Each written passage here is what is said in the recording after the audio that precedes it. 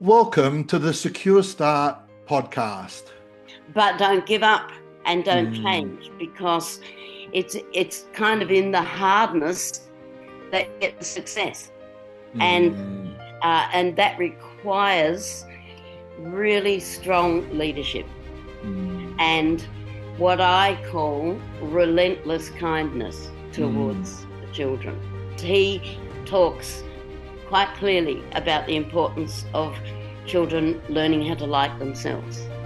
One of the experiences that I've found quite important in moving into developing a model was the experience that I'd had of observing a model that very clearly did not work. If you're going to develop a model of care for any group of children, it's actually got to fit the children for whom you're providing it. We relentlessly were nice and good, and we didn't try to achieve things with him that he couldn't possibly achieve. Being able to use relationships to build safety and trust. Here's something else that I wonder if you know, but that if you do run off, we run away with you. Welcome to the Secure Start podcast.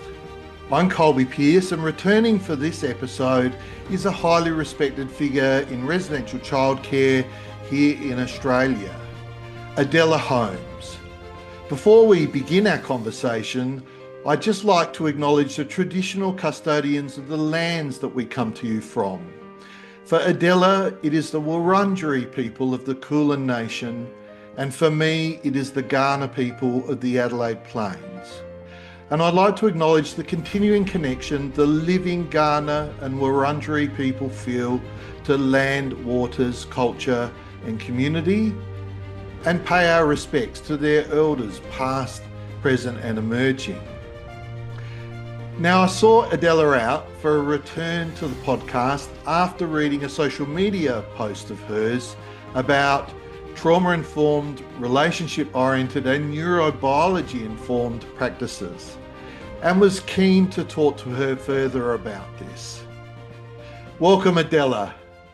Thank you. Lovely to be here, Colby. So as we just were talking about, and I mentioned in the little intro, what captured my attention was a post on LinkedIn in which you presented some reflections really about trauma-informed practice and relationship-oriented practice in the out-of-home care space, Mm. and where neurobiology, and I guess in particular the neurobiology of trauma, Mm. sits with current trends. So that's what I love to pick your brains about, Mm. and I'm sure that people who listen to this podcast will also be very interested to hear your thoughts. Mm. So, in terms of sort of preparing my mind for talking about that today, uh, if I can just reflect what drove me to write that post on LinkedIn, Mm, I'd seen a few posts that worried me in terms of uh, perhaps a growing tendency to shrink from some of the practices that we have been quite successfully using mm, in working with the young people in residential out-of-home care, because it is fair to acknowledge, and I think I'm going to acknowledge that quite a bit during what I've got to say today, but that doing this work in that way, in what I would call the correct way for the client group, is hard work. mm, And I would not be surprised by people feeling tired or somewhat daunted by it. mhm, But the role, I think, of people like myself and yourself and others who lead the way in therapeutic residential childcare is to actually keep the motivation up and to mm, encourage and support those who feel like faltering by the wayside by actually acknowledging, yes, it is hard. It is Yes. really hard. Mm. But don't give up and don't Mm. change, because it's kind of in the hardness that get the success. And Mm.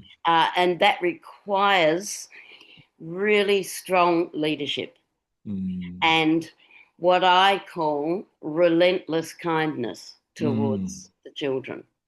And the word relentless tends to have often a negative edge to it, but I'm not talking about Mm. any negative edges. I'm talking Mm. about an absolutely relentless knowledge of how important it is that we maintain our internal state Mm-hmm. and our external state as a consequence. Mm. So, one of the things I thought I'd talk about today Yep. is the lead up and the preparation that I did when I was uh, writing the proposal, which Mm. later, then morphed into the model Mm. for Hurstbridge Farm Therapeutic Residential Care Pilot, which was requested by the Victorian government.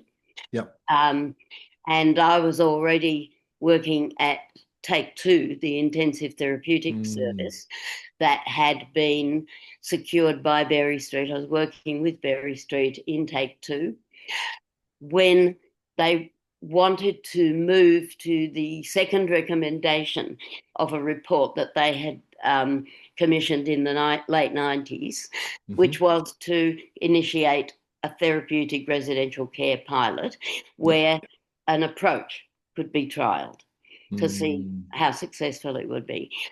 And of course, that came to me in the role I was in at Take Two to write at the time. Yep. And so I thought I'd talk a little bit about that and Mm.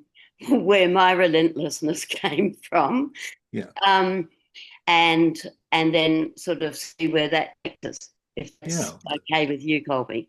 That sounds awesome. Mm. Interestingly, whereas when you talk about that relentlessness, a number of my guests have talked about the importance of stickability. Yeah. I don't Thank know if they, as mm, such, and perhaps in the foster care context, mm, more so, but stickability yes. and and the other thing that just question I have, and perhaps you'll cover it, but Mm. if not, I'd be interested to hear what you think are some of the reasons why it is so hard, the work. Yeah, look, it'll probably become apparent as I'm talking, but if you don't Mm, think I've articulated it clearly enough, ask away. yeah, sure. Hmm.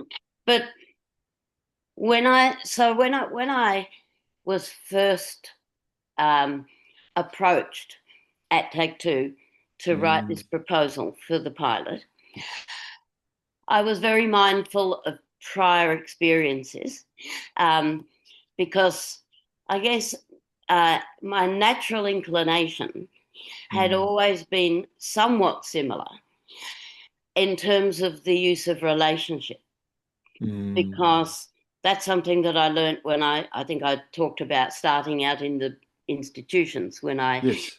did my last podcast.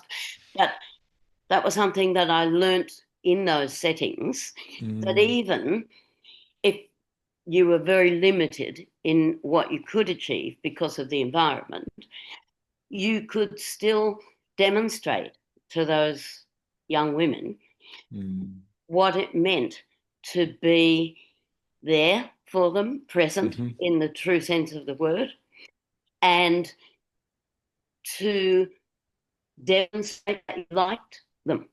mm, And I had not read Bruce Perry yet, right? But mm, I'm going to read a short paragraph from Bruce Perry during this, because he talks quite clearly about the importance of children learning how to like themselves. yes. And that was something that I did develop when I was Mm, working, right at the beginning of my career in the institutions. But mm, what I also understood was that it wasn't enough, right? It was important and it mm, was great, but it wasn't enough Mm-hmm. to actually achieve the change that was required. Mm. And I don't know that I understood that completely fully until I'd done all the reading that I'll talk about in a sec, in terms of putting together the model for Take Two. Mm. For Hurstbridge, when I was at Mm. Take Two. One of the experiences that I found quite important in moving into developing a model was the experience that I'd had of observing a model that very clearly did not work for young people. Mm-hmm. This was something that the department, I think, had tried to initiate in, I'm just trying to think of the year, it was around 2003, 2004, I think. Mm-hmm. And they wanted to develop uh, a house that they had in the community Mm-hmm. to work with for young people. Now, the I'm not going to use any names, but No. the person who developed that model selected a very cognitive approach, which Mm-hmm. involved points and things you could gain and lose, and it was quite complicated, and Mm. it didn't work, Mm. and it very clearly didn't work because there was quite a level of interest in understanding why it didn't work, Mm. and that fell to me to explore in my role at Take Mm-hmm. Two, in the role that I was in at the time, because that was what I was focusing on. And one of the things that became very, very clear in terms of why that model hadn't worked was because it was exceptionally cognitive. Mm. And so for me, that was quite important to hold in my mind. And then the more reading that I did, and certainly the more reading of Bruce Perry that I did, Mm-hmm. I completely understood why Mm. that model had not actually worked. And I suppose my starting point then that I developed was, if you're going to develop a model of care for any group of children, it's actually got to fit the children for whom you're providing it. Yes. It's got to fit with their needs. Mm-hmm. And of course, the problem with that one was it didn't fit with their needs, because Mm. we were talking about the child protection client group of children who really don't like themselves, Mm. and their starting point is lower down in their brains, if you Yeah. like. And Yes. reading the work of Bruce Perry and others really helped to cement that in my mind. So I knew Mm. where I had to start looking was not in the range of cognitive models that Mm. exist out there. Now, I'm not saying that cognitive models don't work at all. I'm just saying that they're not a good fit Mm. for the client group that I was mainly looking at writing a model and developing a model for. Yes, so, and if I can just jump in for a moment, when you're Yeah, talking, just for the for our listeners as well, when you're talking about a cognitive model, in my parlance, I'm wondering whether you're talking about a cognitive behavioural model, because you referred to points, and yeah, yeah. I'm imagining that the model would require the young people to reflect on their themselves and their Mm-hmm, approach to life in the home mm-hmm, particularly, mm, and regulate themselves in exactly. consideration Mm, of a set of expectations that could achieve them mm. points towards a positive outcome. And for rewards, right? Yes. So there's an implicit belief within that A, they can regulate themselves, Hmm. which, we'll talk about a bit more, but that they can regulate themselves and that they can do that in a thinking, reflective way Mm. to achieve a certain outcome. Yeah. Uh, Neither of which is actually possible for very traumatised young people who are really not operating from that part of their brains effectively. No, and nor do they expect adults to follow through on promises, Not at all. on agreement. I often say where such an approach is tried, the young person I found, observed, the young person will go, well, if you were gonna give me that, you can give it to me now. Yeah. And if Or, you don't give it to me now, you were yeah, never going to give it to me. exactly. Or And they'll there's self-sabotage. yes, Yeah, yes, because they don't like uncertainty. So exactly. they hate uncertainty, in Mm, fact. mm, And so they'll go, well, I'm never going to achieve it. You were never going to give it to mm, me, so I mm, might as well just blow it up. mm. Well, it's interesting. You make me think about a child who once we had Hurstbridge Farm going, in the very first weeks of coming to the farm, this young man who was about 13 and a half said to me in his, I think, first or second week, he said to me, can I have a points chart, a star chart? Mm-hmm. And I said, oh, what, have you had one of those before? He said, yes. Mm. I said, why is it that you want one? He said, oh, because I want a CD of, and he mentioned some artist. Yeah. I want a CD at the end of the week, and that's how I'll get it. Mm-hmm. And I said, have you always been able to get, the thing you want at the end of the week with a star chart? And he said, oh, well, not always. And I said, how many times do you think you might have been successful? He Mm. couldn't really remember. Anyway, I said to him, look, we don't actually do star charts here. But I said, let me say right now, you can have your CD at the end of the week. Mm. No star chart.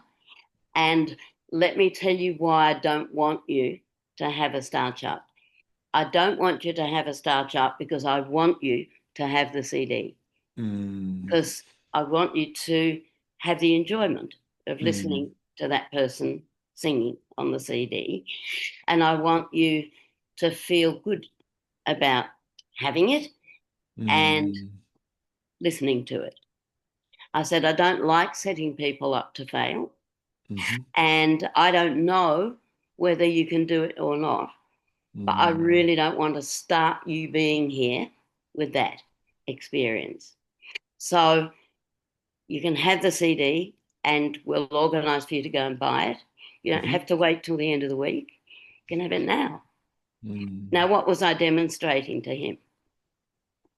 His worthiness, his Yeah, deservedness, yeah, that all of those things. and that he was with people Yeah, for what? whom his interests were important. Yeah, and that I wanted him to feel good, Mm. and I wanted him to have something that was enjoyable to him, which I would say is probably a first, right? Mm. Um, but that now I'm not saying that he miraculously changed No, overnight because, of course, he didn't. that would have But been quite inconsistent with his model of yeah, relationships, and he's likely to have, tried to sabotage absolutely, that and approach. he did many times. Mm. But we relentlessly were nice and good, and Hmm. we didn't try to achieve things with him that he couldn't possibly achieve. And interestingly, he quite a challenging young person to work with all through the about 2.5 years that he was in the program. Mm.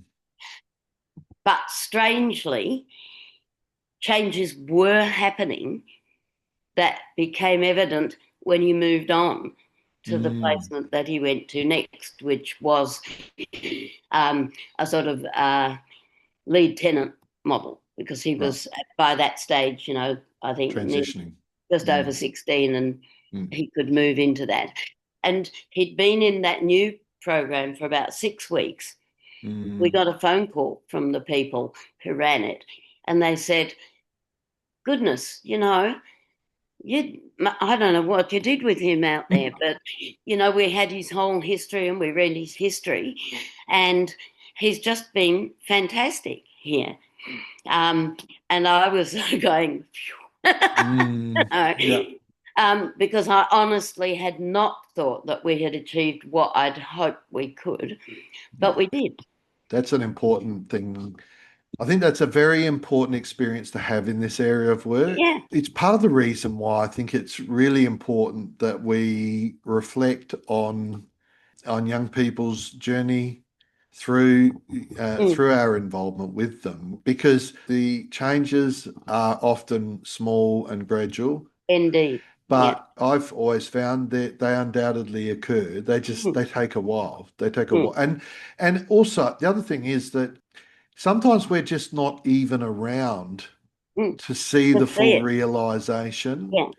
And then I also reflect on, and this was something that came from an earlier podcast with Graham Kerridge, which I might have mentioned to you in the previous time we chatted about the human capital element and also the intergeneration, Yes. like impacts of turning a life in a slightly or largely different direction, and the impact that has on partners, Yes, children, grandchildren. absolutely. Yeah. Well, this young man that I just referred to has just recently got married. And one of the lovely elements of what the work that we all did at Hurstbridge Farm is that in almost every case, the various young people have maintained a connection with one or other of the people who worked there. Yeah. Throughout the years. Yeah. So, I only became aware that he'd got married recently because I think he had sent something from Facebook to one of the workers who he had really worked well with, because obviously he wanted us to know that he'd got married, and that he was happy, and indeed we were happy that he was happy. And I think I said, at the start of our first podcast, what was I aiming for? People used to ask, what was I aiming for? And I was a just great aspiration, you an said. ordinary life. Yeah. Yeah. You're reading my mind, Adela. I was Yeah. just about to remind you of that. Yes. Yeah, and he's got an ordinary life. He's just got married. His adult life is beginning in another direction. And for me, that's enough. That's actually more than enough, really, to see a product and an outcome, which I think is, it's really important to be able to say, well, I achieved or we achieved that outcome, and that outcome has a tangibility in the real world. And it doesn't have to be flash. It can be very, very mundane, because ordinary life is pretty mundane. But to be able to be comfortable and happy in it is really important. Yeah. Yeah. So, it was a nice outcome to hear of. And I've, over the years, heard, some people have struggled more than others, of course. But in terms of their struggle, they have struggled with less dramatic issues than they otherwise, I say, would have. Some people might say might have. I say would have. Because we all know, what outcomes can be if interventions don't succeed. So when I was, asked to write this proposal for a model, where did I go? I went to look at models that worked. Yes. So I think sometimes we in Australia can get a bit sort of startled and stargazy by models from overseas because they're from overseas. Hmm. But because they're from overseas doesn't mean anything, actually. That happens overseas as well. When I've Does it? worked That's interesting. overseas, Yeah. Mm, I've never been more highly regarded in my work than in other countries. there you are. Yeah. Um, I don't know what that's about exactly, but it must be something to do with uh, some kind of self talk that Mm, makes us regard people whose work perhaps we don't know as well more highly or differently. Um, mm, but it is actually something that I think can really get in the way of good hmm, work and developing models that work for our culture, hmm.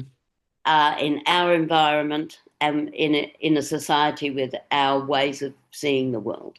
Yeah. Um, and Australian values are quite different to values in other parts of the world. Hmm. But our kids, that's the circumstances in which they're reared. So at the time, of course, we're talking about 2005 was when I Hmm. was asked to put together this proposal. And we were all leaning very strongly towards the work of Dr. Bruce Perry, Hmm. Bessel van der Kolk, Dan Hughes, the people who really strongly espoused understandings of complex trauma. Yeah.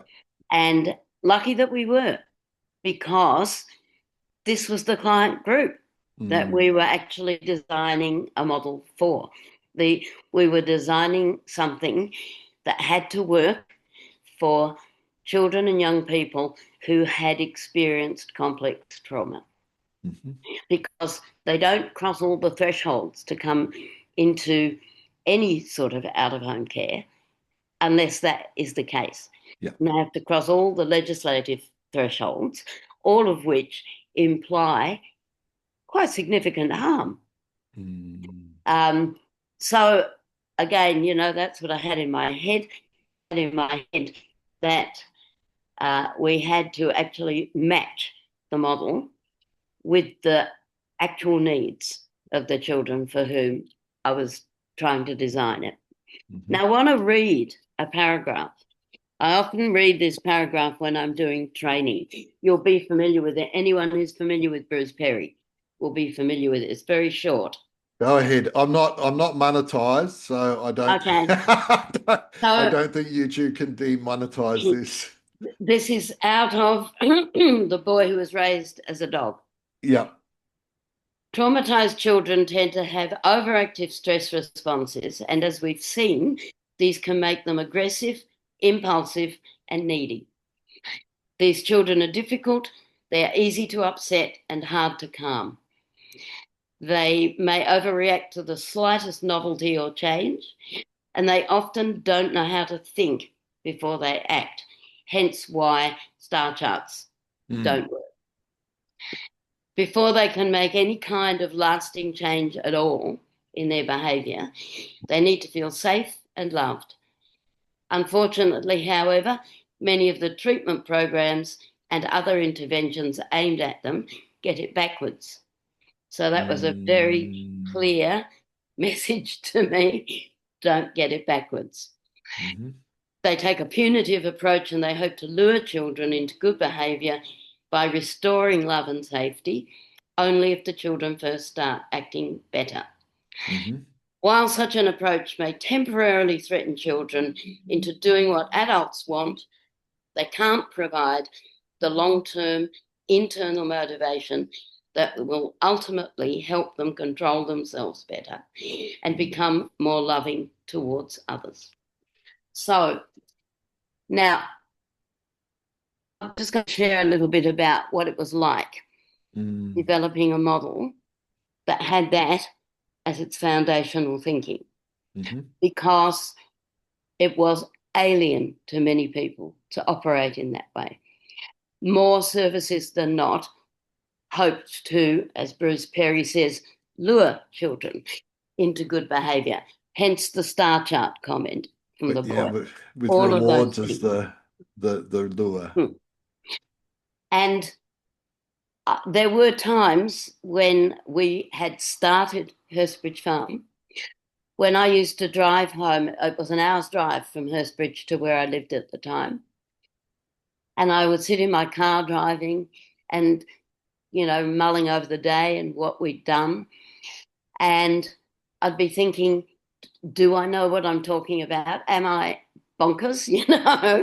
Am I leading things in the right direction? What are we achieving?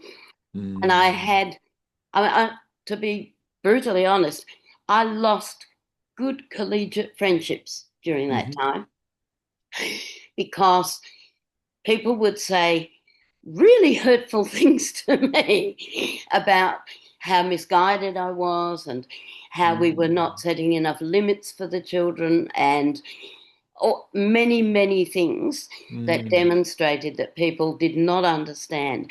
And sometimes I'd get home and I'd run in the door and read that paragraph to myself because I wanted to remind myself of what I was doing and what we were doing as a group of carers together in that therapeutic milieu, and remind myself that it was okay and we were on the right track. But there were comments made to me that were really hurtful, and from colleagues who I'd really valued in the past. And so I suppose that's part of what I was talking about at the start, about the hardness of doing this work. Yes.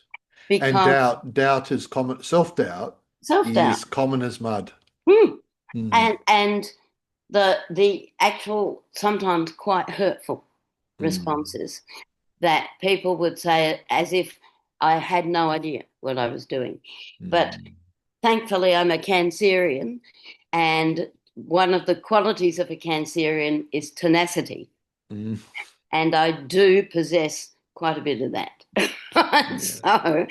So I kept reminding myself, and I also kept reminding myself of the other work that I'd done and the reading that I'd done in putting the model together. Because I didn't only draw from the work of Bruce Perry, Van der Kolk and Hughes. I also drew from this amazing book, which was based on the work that had been done in the UK for decades. Yes. There the people like Adrian Ward, who was one of the editors of that book and who I later met, people who ran the Mulberry Bush School, people who had been operating in a similar way to what we were doing at Hurstbridge and what we proposed to do, because that was source documentation that I was drawing from, for sometimes 70 or 80 years. Yes. Grounded in the work of people like Winnicott and Dr. Drysdale. Dr. Drysdale, all of those really good thinkers who put together long-standing and reliable models. So they're the two main source documents when I was putting it together I drew from, plus a couple of places that were very strongly grounded in trauma and attachment understandings in America. Yeah. One was a place called Villa Santa Maria, which was in New Mexico, and another place called Chaddock, which was near Chicago. And again, there were lots of their approaches that were brought together and sort of dovetailed in with Bruce Perry's work. So when we talk about Hurstbridge Farm, I wanted to mention those because I think sometimes people say, oh, Adela just wrote that sort of off the top of her head. Well, I didn't. No. I didn't because I wouldn't, because you can't do that. If you're going to produce something and devise something that is really going to have some gravitas, it's got to have been based on something else that has had longevity and been tried and tested. Because what kind of an idiot would I be, to just dream something up and put it into action. So very important, I think, for anybody who's drawing together and writing a model of a new model of care, to actually base it on the work that has gone before. Yeah. Because otherwise, that's a fairly egotistical approach, which, doesn't fit and doesn't fit the needs of kids. I think we live in times where every agency wants to develop their own model. And You're right. Yeah. and we also live in a time of where evidence-based practice is reified. Yes. And that does get me thinking sometimes that when people kind of go it alone, and look, on a lot of the evidence is ethnographic in this. It's so hard to do research in this area. You talked about the kind of people who do their own thing, but most, you talk about Hughes, you talk about Perry, Van der Kolk. I mean, they worked in this space for a very long time. A long time. And they operationalized yes. their thoughts into an approach, and likely also in some ways based on those who'd gone before them. So, Dan Hughes, I would imagine, was heavily influenced by the work of Bowlby, for example. Oh, absolutely. Yes. My concern is there is such a plethora of agencies wanting to present their own model. And part of that, I think, is because we have competitive tendering environments. Yes, and I agree. So agencies are trying to present a point of difference to their competitive tenderers. So rather than, as you would say, drawing on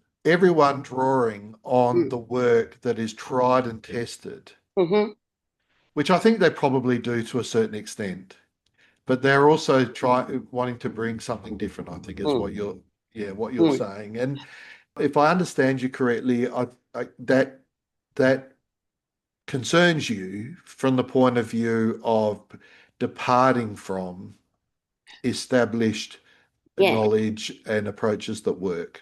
Yes. Well, I can't see, other than what you've just referred to, I can't see a good reason to not apply principles and tactics that have worked for 80 years in some settings again. And the Mulberry Bush School, Mulberry Bush would be probably one of the best examples of that.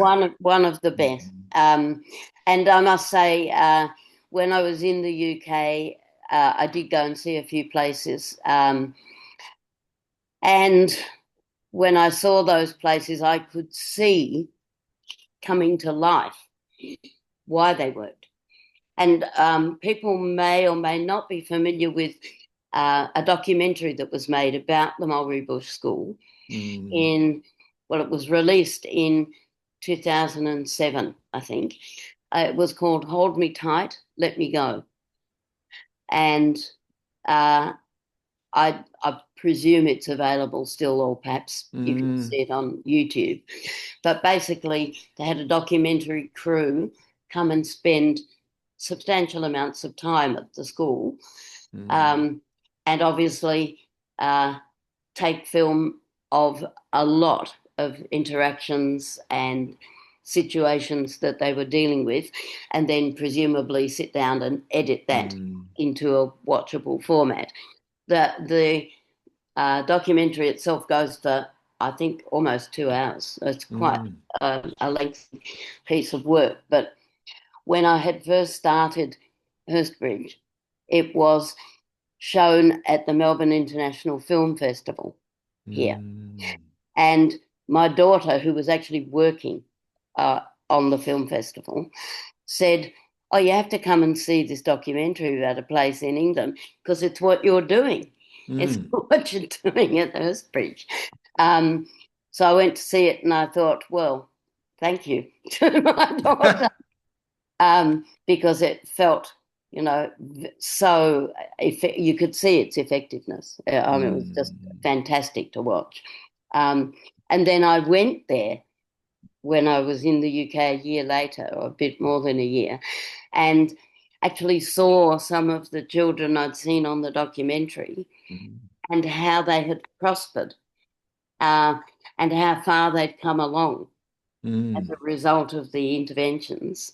And I remember I was kind of constrained because they said you just have to sit quietly, you can't say anything Mhm. or be involved in anything, just sit in the corner, and be an observer.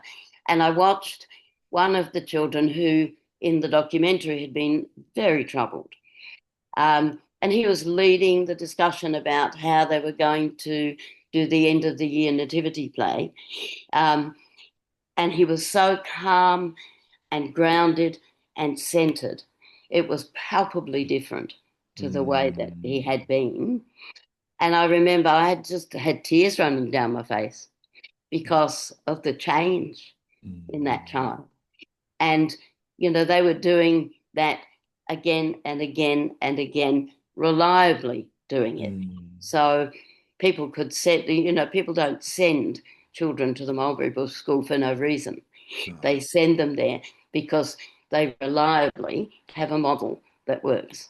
Yeah. And now I sit back and I think about those early days at Hurstbridge and how,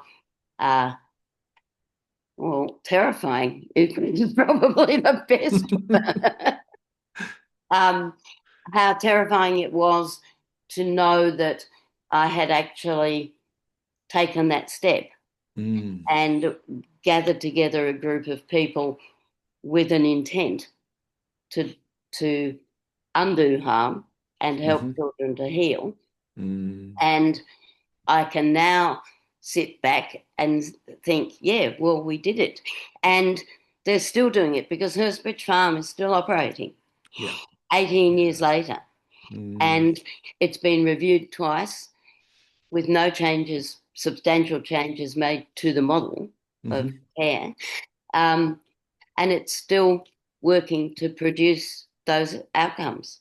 Yeah. So it's quite exciting. It's possibly the only thing that actually makes me feel okay about the trauma of those drives, those long Mm. drives home, Yeah. having had to process people's criticisms Mm. and running in and reading that paragraph, which, to be honest, I could probably almost recite. Yeah. Yeah. As a mantra. um, but again, I think it goes to the importance of being able to use relationships to Mhm. build safety Mhm. and trust and do it in a very thoughtful and um, predictable way and Mm. have some confidence that it is actually going to produce the results that we wanted.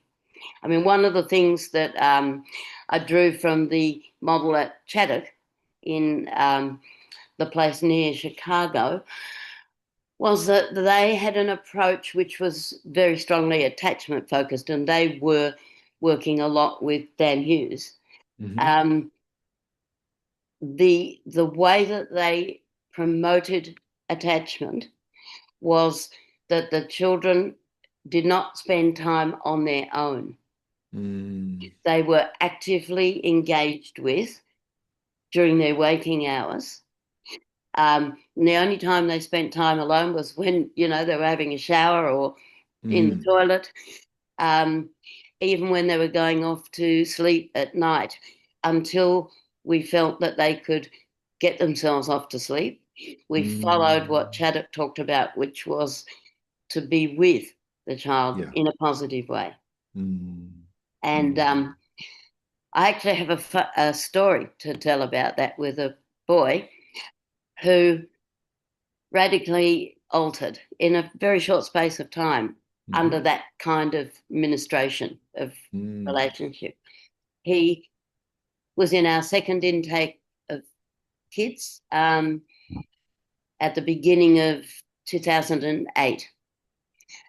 And we used to meet the children hierarchically. So we wanted to very strongly deliver the message as per all of the other models that I'd read, that the adults were actually in charge and that we would take care of them. But I didn't want them to meet the other children first. I wanted them to meet all the adults and feel confident and comfortable in those adult relationships. So I used to meet them first, and then I would have my assistant manager go and meet them, and then we'd go down through the hierarchy of the staff. So I went to meet this young man who was 10 years old with significant attitude, and he was, quite small. We smile because we know what we other people would be like, well, he's got an attitude problem, but I mean, our kids, I mean, who doesn't, and who doesn't? Why would they not? And why would they not? Why would they not? So he came out with his arms folded, and he said, "This was, I think, quite a good use of a sort of pace-like response." He said, first words to me were, "Is it true you don't let kids out on their own up there?" And so I thought, now, change the transaction. We don't need to respond in like fashion. I said, "Well done." I said, "You've been doing some research on us. It's a great thing to do some research on a place you're coming to. I'm sorry that you don't like that bit of your research, but yes, it is true. But do you know why we do that?" "No." I said, "Well, the reason we do that is because we want you to be safe. And we want you to be safe no matter where you are and what you do." And I said, "I bet sometimes when you've been out on your own, you've had a real whale of a time and, done exciting things. But I bet also there are times when you've been in a bit of danger and a bit of trouble. And I bet those times you didn't know what to do. Well, we don't want you to have those experiences. So, yes, we do stay with you to make sure you're okay." So he wasn't convinced. He said, "Well, you won't stop me." And I said, "Well, we will do whatever we can to keep you safe." And I said, "Here's something else that I wonder if you know, but that if you do run off, we run away with you." And he looked at me and he said, "What do you mean?" I said, "Well, because we want you to be safe, our staff stick with you no matter what. And if you feel you've got to go, well, they'll stick with you to make sure you're safe." And he didn't like that at all. So he sort of went humph and walked off. And then he came back and said to me, "Are you going back there now?" And I said, "Yes, that's where I'm going now." He said, "Well, I hope you have a car accident on the way there and die." And I said, "Well, I hope I don't, but I think you're telling me that you're a bit angry about what you've heard. That's okay. We'll work our way through that. That's fine." And then I explained to him who was coming to meet him next and how it would all go on. Obviously, it wasn't magic. It didn't transfix things in a short space of time. But it just, I think, gave him a taste that we weren't going to be competitive. So that was February, beginning of February 2008. He never ran away, I might add. He only once walked up the driveway, and the staff member who was working with him that day doing, good activities, said, "Oh, hang on a minute, mate. I'm just tying my shoelace. I'll be with you in a tick." And he just turned around and walked back again. But fast forward to June, the end of June in that same year, 2008, I was driving into work one morning. It was about, I don't know, 9:30. And as I got to the bottom of the driveway, he was running around in his pajamas. I mean, it was cold, it's June, outside the house. "Adela, Adela," and waving his arms. So I wound down my window. I said, "What's the matter?" He said, "There's no adult with me." So what did he do? He sought one out. So I said, "Oh, how's that? How come? Have you just woken up?" "Yes, I've just woken up and there's no adult with me." So we went and found what had happened was he was fast asleep and the worker in the house had gone up to get some milk for his breakfast. So happened to wake up at exactly that minute. However, the message is clear. He'd actually got to quite like having an adult who cared about him, with him. And so, we saw enormous changes in him. And in some ways, we hadn't seen the extent of the change until that morning when there wasn't anyone with him. Yeah. And we realised that he had learnt to accept being cared for. While I sit here and listen to you, Adela, and in thinking about why I wanted you to come back onto the podcast, you've talked about the importance of relationships and relationship-based practice. You've also mentioned the importance of neurobiology and the neurobiology of trauma, thinking of principally of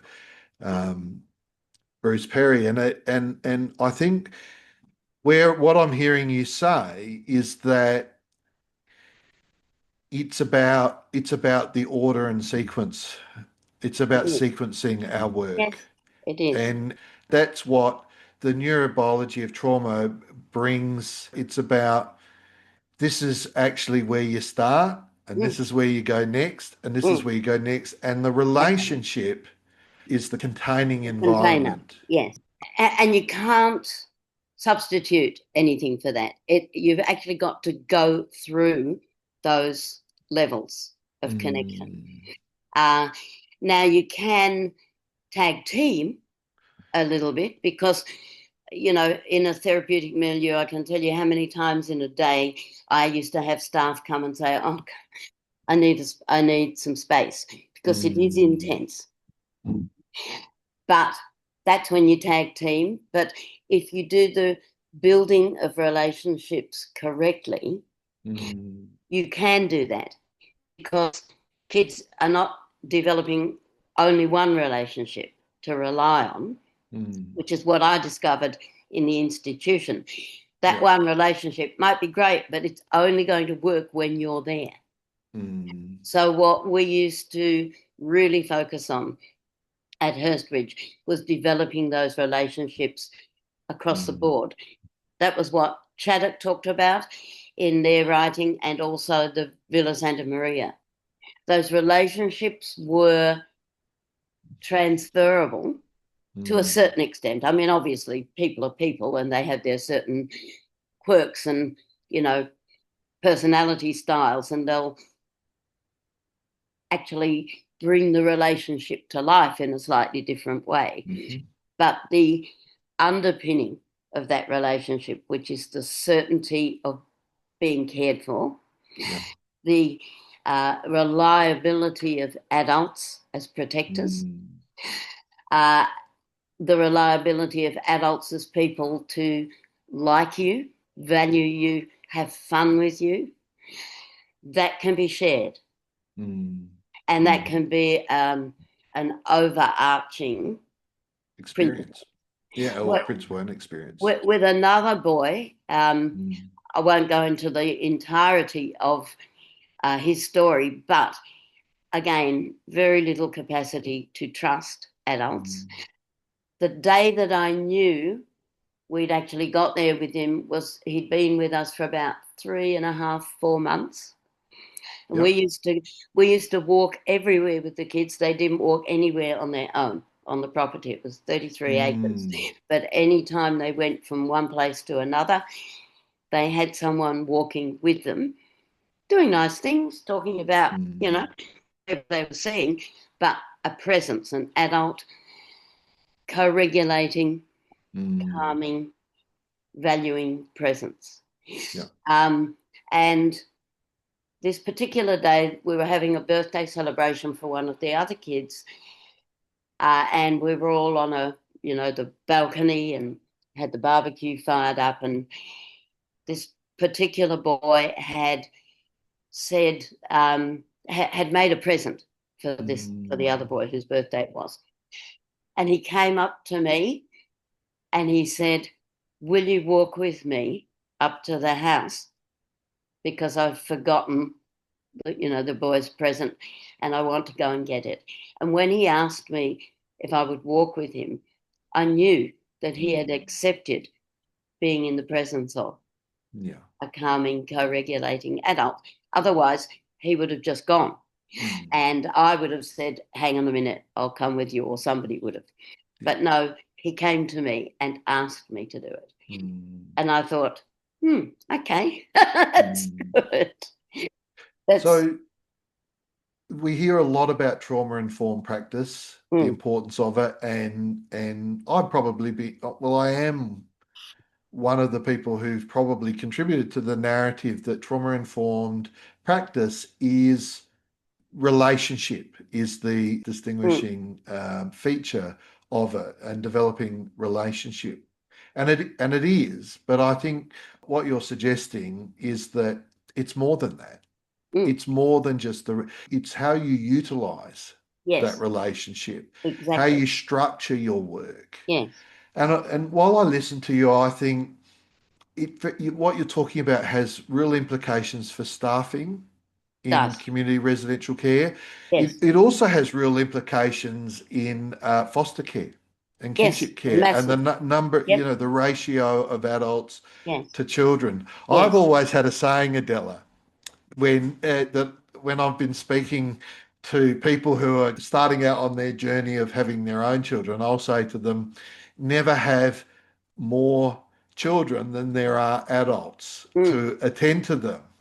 And then I'll say, but if you do happen to have more children than there are adults, have lots more children than you have adults, so that the children have always got company. Got someone to be with. But it's really interesting, isn't it? Because what you say is so true, because it's not just about what the adult says or does, but it is about the ratio as well.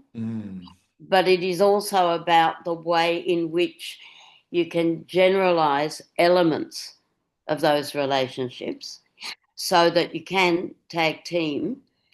And there will be times when children who have experienced such massive harm, particularly in the realms of attachment capacity, when they cannot let you go, right? When they really, really need you to be in the space with them to co-regulate. And sometimes, if it happens that you're perhaps at the end of your capacity, that's really quite hard. So that's why a group milieu works effectively. Yes, I was having that very same thought. Across the podcast, we've been talking about, there's a couple of things. One is just like not every family is the same, neither is every endeavour in residential care. And that residential care that works, therapeutic residential care that works, there's a number of important things, components to that.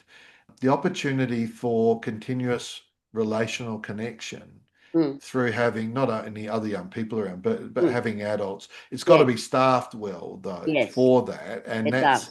that's a message that policymakers and Mm, funders really need to mm. take on board strongly. Yep.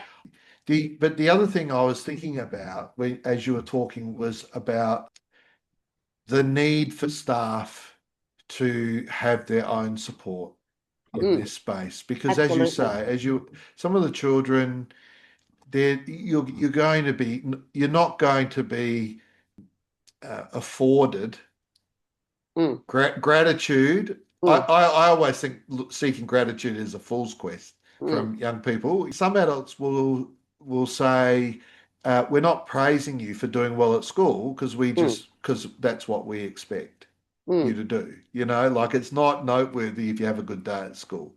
mm, That if you flip it around, that's not dissimilar to saying, the argument against feeling like we should be validated all the time for the job we're doing mm, with our kids. No, no, mm. that's your job.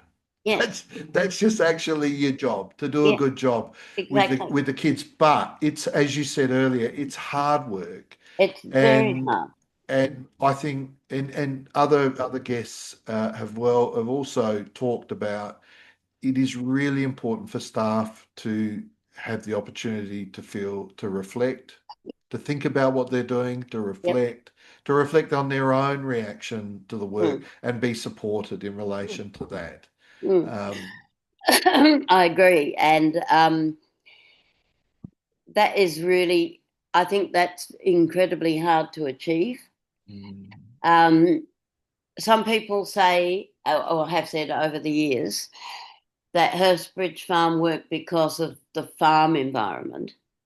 But actually, I mean, yes, sure, that's part of it, but that is not why it worked. yeah. Um, because the work was in the relationships Mm, and how we used the relationships as vehicles for our knowledge of what needed to happen. So mm, we know that kids, when they, first came to Hurstbridge, they could not regulate their presentation. They could not think effectively. They were not in a calm place inside their minds. And they mm, didn't like themselves very much. mm, And we did all sorts of things. And I think one of the key elements is to not lower expectations, but alter mm, expectations.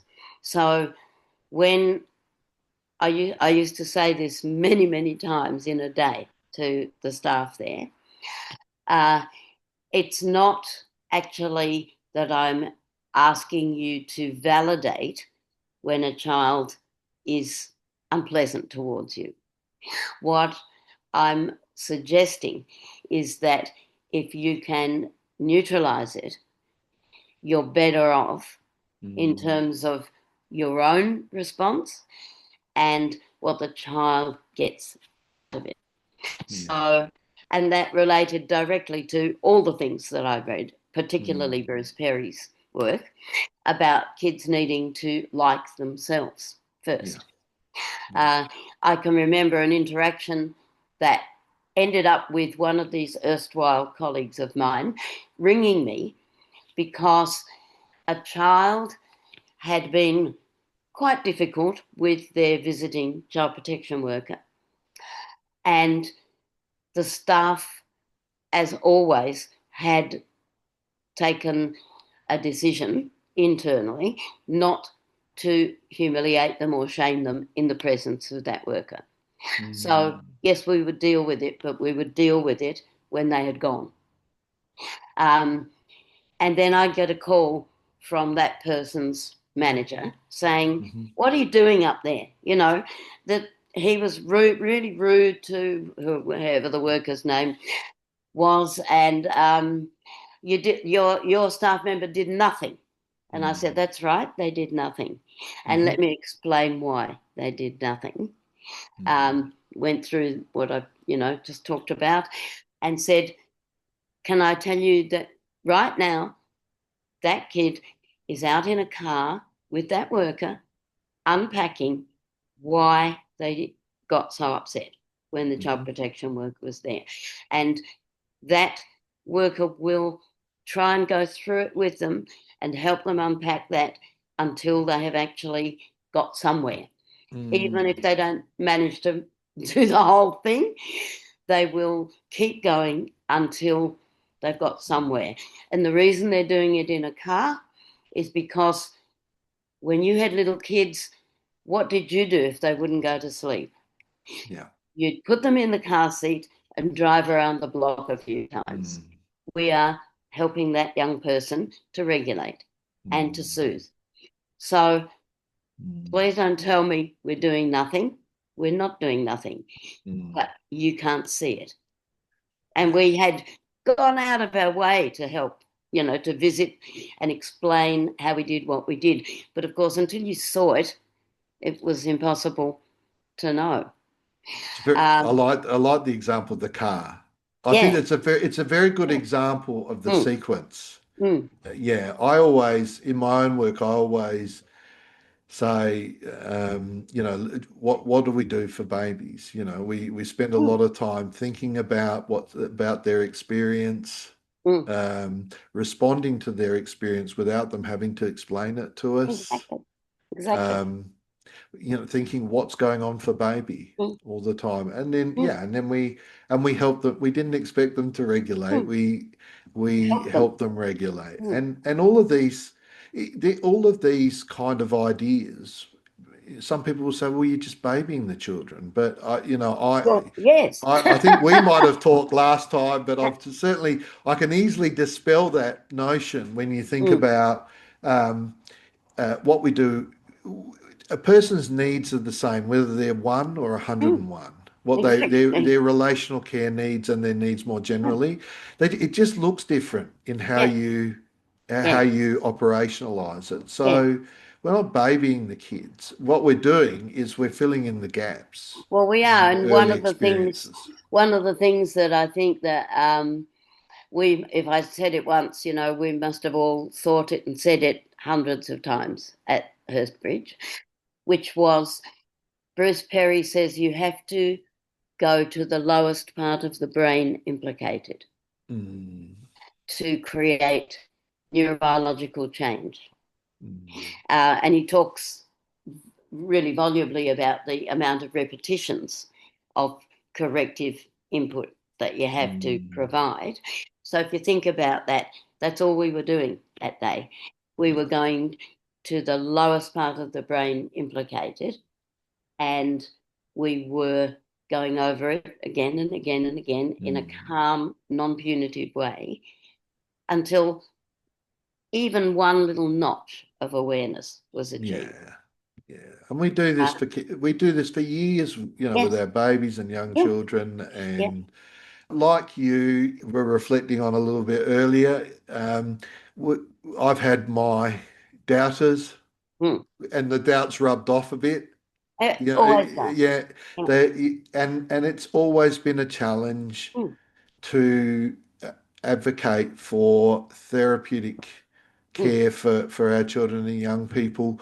I think part of that has to do with um, other species in the animal kingdom don't have experts telling them how to raise their young. We're the only Well, ones that have. exactly. But our young are dependent for so much longer They than anyone are. else in the animal kingdom. And they're capable of so much, and they're Mm, also equally capable of a life that's unproductive mm, from a broader point of view. So there is complexity there that we need to mm. acknowledge and tailor our approach Yeah. to Uh, caregiving. We do that in the home anyway. Our kids aren't all the mm. same. Well, we do. And one of the things that I think is really important skill for people who work in this field with these kids who have been really impacted by complex trauma is the skill to be able to let things wash over you. So, you know, when kids, I don't know how you go with expletives on your podcast. Do you permit them or do you blank them out? Go ahead, say Yeah. what you need to say. So, well, when kids say things, Yeah. to that, like, oh, get fucked, or this or that or the other. If we buy into that, we've say goodnight, really, Mm, because those are defenses. mm, We have to recognize them as defenses. And I have never been a person to buy into any of mm. those kinds of expressions. And in fact, I've got a million stories. I could bore you to tears. You'd probably fall asleep. But one story I think really sticks with me. We had, in our first intake of young people that we had at Hurstbridge, we had probably 8 of the young people who no one could work with. Yeah, you And get they would have sent they did. they would have rank ordered them and sent They you did. the most complex, They troubled did. They did. population of kids. We had, children who'd had sometimes 42 placement breakdowns before coming to us. Mm, I said to the staff for that first year, um, when we were in about September, October, I said I would like let each of the kids know that I would like a Christmas list from them. I'd like a list of what I'd like for Christmas. And they said, yeah, right, that's going to be easy. And I said, no, it won't be easy, because they won't believe it. They won't believe that we care. They won't believe any of it. But we've just got to stay, right mm, and true and calm, and see how we go. I still have the first list I got from the first child, because it reminds me of the importance of relentless kindness, right? yeah. Uh, so anyway, we got one or two, and to cut a very long story short, there was one in particular who'd had, some pretty horrific childhood experiences, who just didn't, wouldn't do it, wouldn't, no, I'm not going to do it. No. So I think about the beginning of December, I was walking out of the office building, and she was leaning up against the wall. And she said something like, well, so when are we going to go and get this fucking Christmas present then? Now, some people might have said, when you speak to me nicely, well, what would that have done? So I just said, now. Yes. I went and got my bag Yeah. and my car keys, and we got in the car and went to get it. And on the way there, I won't tell the whole story because it's very personal information, but on the way there, a whole story came out about why this young person liked presents and Christmas. And it was an actual experience that she'd Mm, had. So very important not to get caught up in the mm, niceties of nice behaviour. yeah. At some point, you can, but not Mm. at that point. Yeah, the importance is to Respond. avoid the bait, Yeah, to get yeah, involved yeah. in the Mm, behavior and mm, respond more meaningfully to the mm. reasons why you're seeing it. Adela, I could talk to you again. We could talk for hours, I'm The sure, talk and for ages. Yes. maybe the next conversation we have could be about how you, I'm just thinking about this last little story, how Mm, you explain to people um, that it's important to mm, defer mm, social niceties mm. to another time. Yes, I think Because that's actually a very good point. the Yeah. reality is we don't berate our babies No, for throwing we up don't. on us, pooing on Don't. us, We weeing don't. on us in the middle Yeah, of the night when we're trying. yeah. We don't berate them No, we for don't. throwing Mm, whatever at us, for spitting their food out, and mm. we don't do. There's a time there's a time to provide a corrective response, but Yes, there's a whole lot yes, of stuff that has to come before that.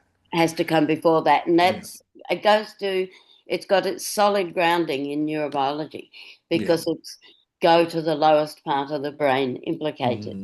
And yeah, I used to say that again and again and again to staff, because if you don't go there, you can't go anywhere.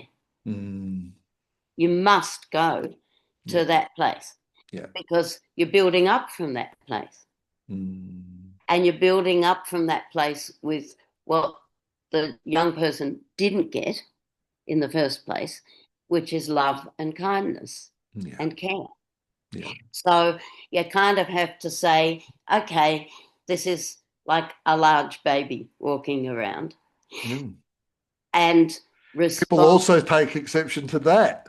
Well, yes, Yeah, but this is what it is. mm, And sometimes, at a certain point, and you always, like, you can sense the point in the relationship where you can start to introduce that young person to some of the metaphor. mm, So that same young person rang me up once, ages after leaving, in a not very good state. mm, And uh, as we all know, anger is a couple of stages up from despair. mm, So I did something which I thought might make them angry, but even if it did, it was probably better than despair. mm, So I sent this young person a photograph of my hand like that, right, my palm up, and the response was WTF,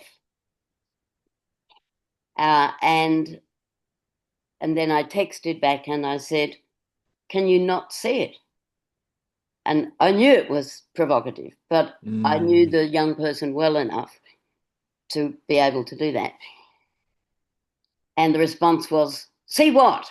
And then I rang and said, "Your hope. It's in the palm mm, of my hand. I'm looking after it until you can get it back. I'll give it back to you. mm, I'll give it back to you now if you want it, if you're ready for it. But if you're not ready for it, I'll look after it." Now, forever after, that has been a means of communication between us. mm, So it's kind of somewhere around Anne Hughes and Pace and metaphor as well. yeah, But in difficult situations, in past times, probably not so much in recent times, but in times where things were a little bit tough, I could just go, mm, and she knew exactly what that meant. yeah. Well, Della, again, it's been wonderful speaking to you, and if you're game, we'll probably have another conversation, Oh, I'm I'm game. sure, Yeah. about what I was just mentioning earlier. But Yes. thanks again. No problem. Good to do it. See you, Colby. Bye for now.